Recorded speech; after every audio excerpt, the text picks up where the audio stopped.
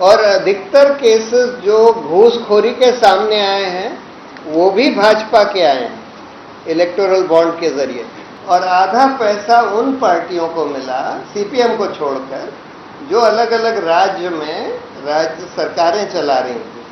जैसे कांग्रेस को मिला 1000 करोड़ से ज्यादा, तृणमूल कांग्रेस को मिला 1300 करोड़ के करीब। সম্প্রতি নির্বাচনী বন্ডকে অসাংবিধানিক বলে বাতিল করে দিয়েছে সুপ্রিম কোর্ট। ক্ষমতায় আসার পর এই নির্বাচনী বন্ড চালু করেছিল নরেন্দ্র মোদী সরকার। বন্ডের মাধ্যমে ইতিমধ্যেই দেশের বৃহৎ কর্পোরেট কোম্পানি ও পুঁজিপতিদের থেকে হাজার হাজার কোটি টাকা পেয়েছে বিজেপি। লোকসভা ভোটের মধ্যেই নির্বাচনী বন্ড কি এবং তার প্রভাব নিয়ে দেশের বিভিন্ন প্রান্তে সাংবাদিক বৈঠক করছে দেশ বাঁচাও গণমঞ্চ।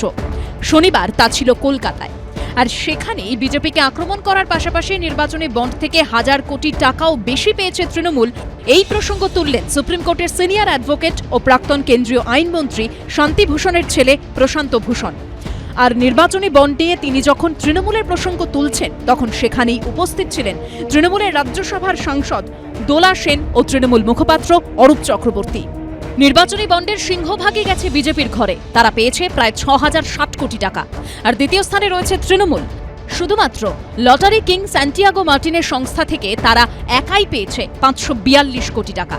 সব মিলিয়ে তৃণমূলের অঙ্কটা দাঁড়াচ্ছে 1609 কোটি টাকা। আর নির্বাচনী বন্ড থেকে টাকা পাওয়ার নিরিখে তৃতীয় স্থানে নেমে গেছে শতাব্দী প্রাচীন দল কংগ্রেস, তারা পেয়েছে 1421 কোটি টাকা। সিপিএম নির্বাচনী বন্ড থেকে কোনো দিন টাকা নেয়নি। ये बॉन्ड तो भाजपा की सरकार लेकर आई, वही लाए, और आधा पैसा, पूरे बॉन्ड का आधा पैसा सिर्फ और सिर्फ भाजपा को मिला, और आधा पैसा उन पार्टियों को मिला सीपीएम को छोड़कर जो अलग अलग राज्य में राज्य सरकारें चला रही थी।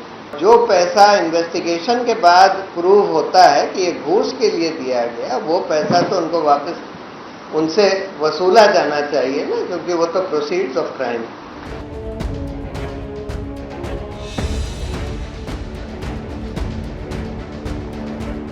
সালে 303 সিট পেয়ে উনি ভেবেছেন যে একটা জায়গিরদারি পেয়ে গেছেন, উনি যা নয় তাই করতে পারেন, করছেন।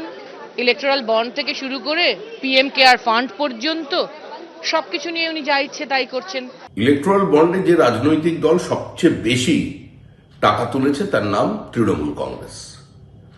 আগে প্রশান্ত ভূষণরা তৃণমূলের সঙ্গে আলোচনা করে ঠিক করে জেনে নিন যে কিভাবে একটা আঞ্চলিক দল হয়েও তারা এই পরিমাণ অর্থ সংগ্রহ করলেন ইলেকট্রাল বন্ডের মধ্যে দিয়ে।